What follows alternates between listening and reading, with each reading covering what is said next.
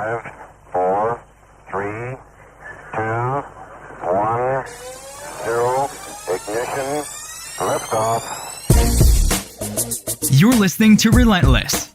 This is the show for high performers who are driven and committed to being at their best.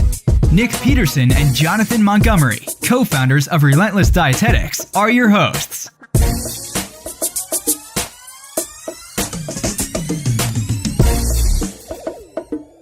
Welcome to the Relentless Podcast. I'm Nick Peterson, hanging out today with Jonathan Montgomery.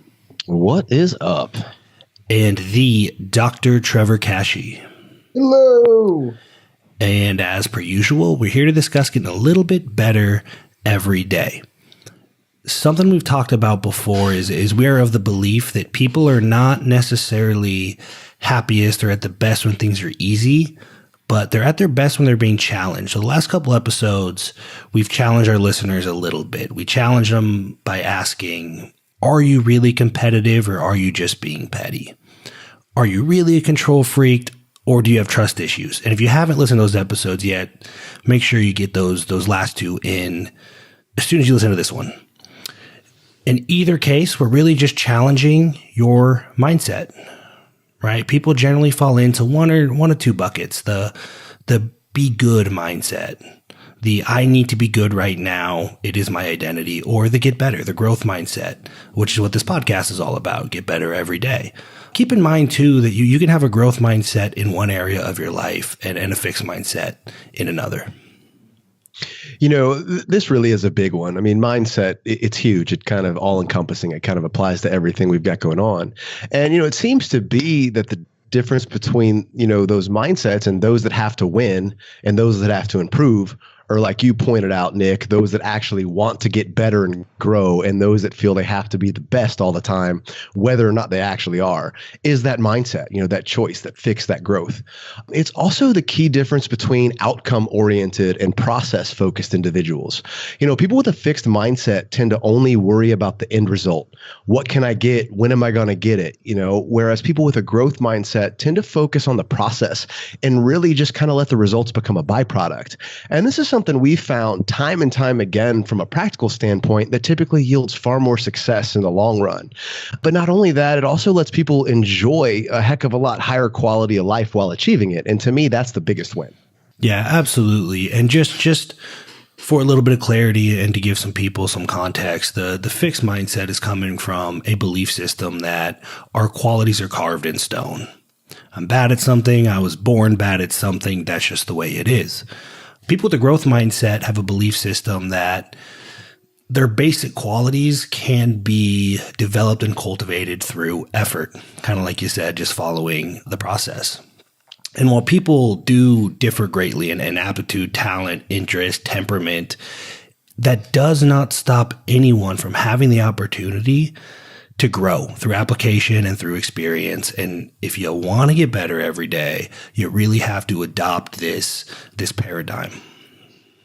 Man, I get it. There are things in life you can change and there are things that you can't change. And that's just really how it goes. It might sting a bit and sometimes it sucks, but only to the degree that you choose to let it. In certain respects, we're all just stuck playing the hand we've been dealt. But what you do with that hand is up to you, and you always have a choice. You can choose to fold when things don't go your way, pick up your chips, go home and pout, or you can find a way to play the cards you've been dealt to your advantage. Create a way to double down and change the odds, or even find another table to play them at where your weaknesses suddenly become your strengths. People with a fixed mindset, they tend to focus way too much on the things they can't have an impact on.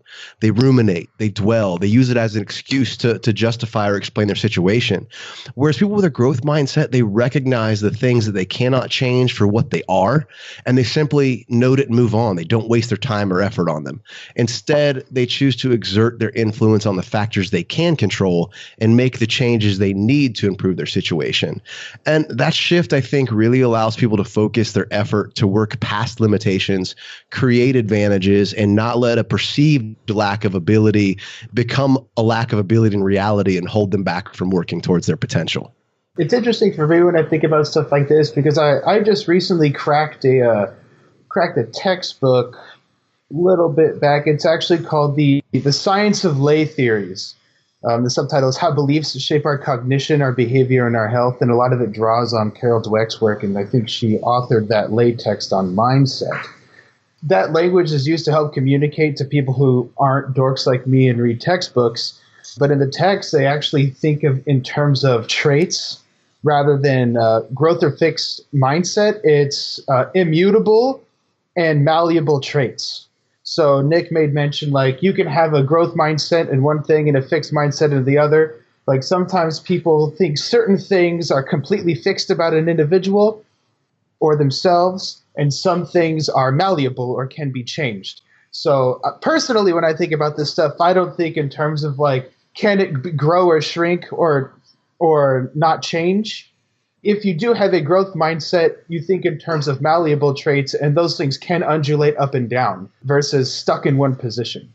So it's interesting to see that a lot of these things end up reinforcing themselves, where a person that does well and continues to improve, you may think on the outside that they have a growth mindset, but maybe they have a fixed mindset in the context of the attribute that they have, thinking that they are good and will consistently improve.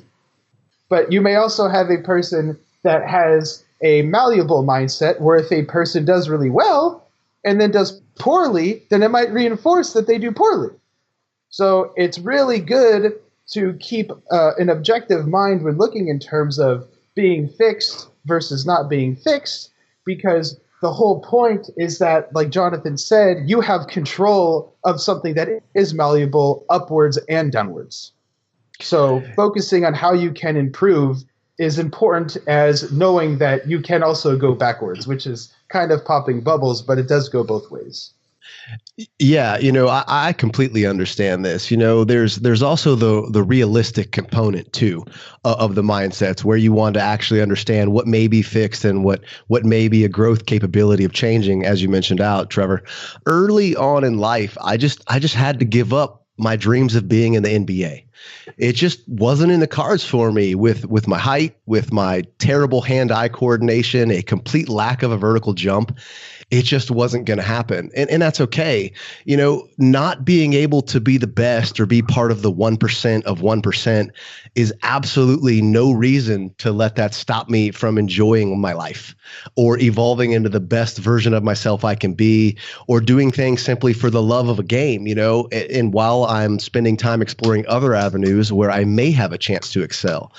Sometimes you have to get real, after reviewing the facts, collecting the data, interpreting it in an objective way. It all comes down to this, for me, it's be honest with myself, be realistic with my expectations, and work within my limitations to be the best version of myself possible. And that act is going to yield a lot more positivity and success than simply lamenting all the things I can't do while refusing to be happy and explore all the things that I can. And I think that's that key component where, I can be fixed. I may not be able to, get on the court in the NBA, but I can still do everything else that I want to do and excel in and be okay with that. And I think the important thing here, to roll back to the growth versus fixed, is that you didn't assume ahead of time you would be bad at basketball because you're white and couldn't jump. Right? You proved it to yourself that you were white and couldn't jump. This is important. Over and over again. And just because you weren't good at basketball doesn't mean you're not a good person. I appreciate you saying that. There are other things that show that, but like with basketball, you can't draw that conclusion. I don't appreciate you saying that now, you jerk. Yeah, I think that's a great point. That no, maybe you're not great at basketball, but that doesn't mean you're not a great person. And that's kind of what happens with this fixed mindset is, even if you are going to be good at basketball, it's going to be a long ways away. And if you believe that I will be a good person when I'm good at basketball, that is just freaking exhausting. Exhausting is probably the best word to use to describe that. In the more practical aspect, and in the context of things like doing well in school or nutrition or exercise or whatever, fixed means like immutable or essential. Like it's something that is there and it will never change. And malleable does mean it can change.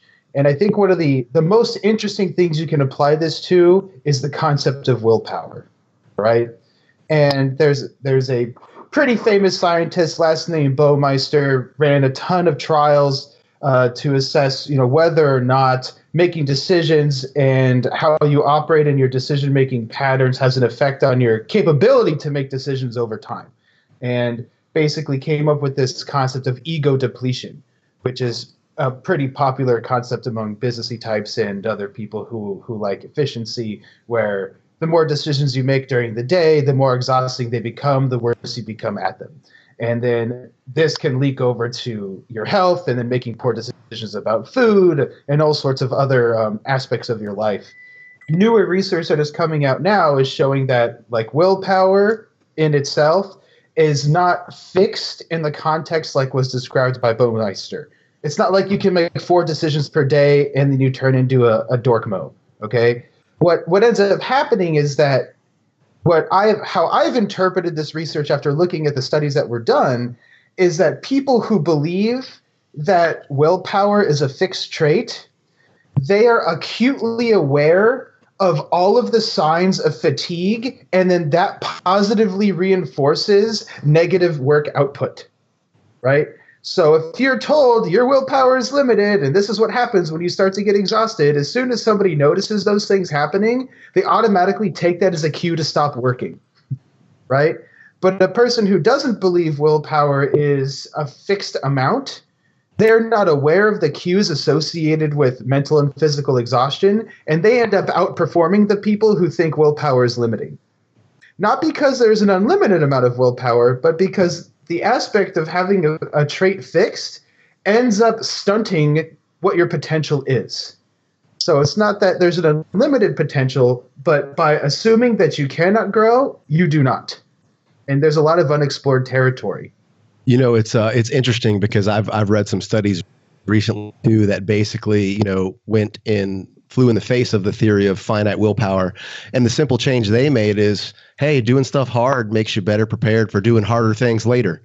And they actually got people that say, hey, listen, what if you just believed willpower isn't finite, that difficult things increase your ability to do the next difficult thing? And they actually had studies where students in college that they ran that situation by actually performed better than the test groups that had the finite mindset. So it's kind of interesting the ability you have to make a simple shift in mindset and change how your reactions are. Yeah. Yes. If you're ready to get the body you desire without depriving yourself of the foods you enjoy, download your free diet playbook now at www.relentlesspodcast.com. If you feel like you need to be good at something to be a good human being, it is going to be freaking exhausting. And if you believe that willpower is fixed or there is a finite amount, the combination, the people that have the fixed mindset and believe this willpower is fixed usually quit before they actually get anywhere. Yeah. It's funny, you wait till you achieve something to be happy, or you wait till you're going to be good at something to enjoy it. And like you said, usually fizzle out. We see it time and time again. And the fact of the matter is that most people are just about as happy as they choose to be, period. If you're waiting for the end result, that promotion, losing 5 pounds or hitting the insert awesome reward or accomplishment here to, let yourself experience joy, then you're just kind of setting yourself up for a bad time and a pretty crappy life. It just doesn't work that way. Once a singular goal is achieved, if, as Nick, you just pointed out, you don't quit before you get there, you're simply going to find yourself just as unhappy and miserable as you were before you reached it. And then you're going to find yourself frantically scrambling to fill a void with some new arbitrary benchmark, title, or trophy that you want to try and collect. And that's a pretty crappy way to go through life. But if you take the mindset and make the goal of simply getting better, enjoy that pursuit of improving and working towards mastery, and kind of let that make you happy. It tends to not only provide the same end result or a better actual end result when it comes to skill accumulation or achieving, because you actually stick with something long enough to actually get good at it, but it also lets you enjoy the experience, and kind of live in the moment and not have such a miserable existence. I don't understand why so many people feel they have to suffer to find success. If you are consistently obsessed about your potential, you will probably never get there. you will not be able to enjoy the little victories along the path of mastery. If you really walk that road to mastery, and you're well aware of this, and you don't allow yourself to experience anything during the process, man, that is a long, angry, sad, terrible, dark road, because mastery doesn't happen overnight. No, it does not. So I think the most interesting thing to me is the way people make decisions and the difference between what the fixed mindset tells us. And that is essentially pick easier tasks in life and you will be more likely to succeed at them. And that will validate how smart you are. But be careful. Don't try too many things because you may fail. Difficult things anyway. And therefore the world will think you're not so smart. That kind of always reminds me of the, well, if you're the smartest guy in the room, then you're in the wrong room quote. Or if you're the strongest guy in the gym, you're in the wrong gym. I don't necessarily agree with that quote at all. I mean, face it, someone has to be the smartest guy in the room. And Trevor, you just can't keep leaving the damn room every time it's you. But, there's definitely a difference in someone being the smartest person in the room and someone only picking rooms to be in where they know they can be the smartest. It kind of circles back to, as we've talked about before, cherry picking events, you're going to win. Failing, as long as you learn from it, it's not a mistake, it's a lesson. And if you're only doing things you can succeed easily, there's really no way to grow or improve. There's no way to reach mastery, and there's no way to actually get that success you're after. Yeah, I think that's the other side, right? The more growth minded or people that believe their skills are more malleable, the story they tell themselves is, hey, look, people can get smarter. And if I stretch myself and take on new challenges, I can get better. And therefore, generally, they're picking harder problems. And they're not so concerned about failing as much as learning from that failure. They would probably consider failure more along the lines of discovery than the negative failure. Circling back, this is kind of where I think the intelligent people tend to seek out other intelligent people. And it's not usually to find out who's the smartest guy in the room, but it's to have the opportunity to kind of actually improve. And that is the key and something that I think can be fostered each and every day in just about every facet of life. We can't go back in time and alter whether or not you were rewarded for being smart or praised for working hard. But we can choose to shift that paradigm in daily life moving forward and choose to focus your efforts on whether you actually want to just be good and be told you're good or whether you actually want to improve. Yeah, I'll use Trevor, Dr. Kashi, as an example. Obviously, he's an incredibly intelligent guy, but just spending time with him, I've never seen somebody with such a mindset of, please give me a question I don't know the answer to. Like, it's not about looking smart. It's give me an opportunity to grow. And to me, that's the ultimate. When I say growth mindset, that's what I mean. Getting better every day, looking for an opportunity to be faced with a problem you don't know the answer to so that you can go figure it out. Wanting questions versus wanting answers. It's that infinite game. Oh, I love the infinite game. It gets me excited. In the context of our business with Relentless Dietetics, we are major proponents of enforcing the growth mindset, and that means meeting people where they're at and working on helping them get just a little bit better every day. It's about progression for us and not perfection. We're not necessarily going to sit there and praise someone for having a perfect week. One, because I don't even know what that looks like. Frankly, I don't think they exist, and I'm not sure I'd know it if I saw it. And two, because to me and to us, that sends the wrong message, that perfection is the goal and the only suitable benchmark of success. And that's just an unrealistic and unsustainable pursuit. Instead, we heavily encourage effort and recognize improvements, subtle victories, sweat the small stuff, as Trevor likes to say, work on those changes in mindset while steadily and methodically increasing the challenges to help raise the average. And what happens here is over time, your worst days become better than your best days ever were before. And that's when true change starts to occur, where mastery starts to be cultivated and where people suddenly become overnight successes, as we get accused of all the time. And I think in so many different areas of life, 100% results shouldn't necessarily be the goal, but putting in your 100% effort to reach that is. By definition, the best you can do is just that. The best you can do at that particular moment in time.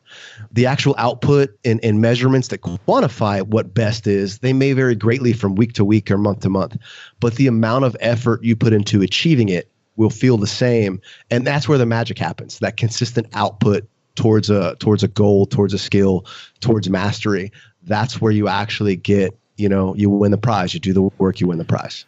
Absolutely. And I think just recognizing how you're approaching situations, how you're approaching difficult problems, are you searching for easy problems, those kind of things. It's just super important to be cognizant and recognize the conversation you're having with yourself and start to change that conversation you're having with yourself. The difficult part is having conversations with others. And that's kind of what we're out of time now, but we'll delve into that, I think, next time. Yeah, I think that's all we got. Thanks for listening. And, remember, if you find yourself thinking you're the smartest guy in the room, just stop for a minute and ask yourself a question. Not, am I in the wrong room? But why the hell am I sitting around comparing myself to everybody else? That's just kind of stupid.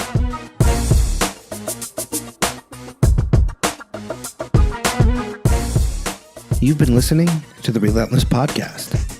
Now, if you've enjoyed this episode and you want to keep getting a little bit better every day, do us a favor, head over to iTunes, subscribe, leave us an honest review, and be sure not to miss the next one.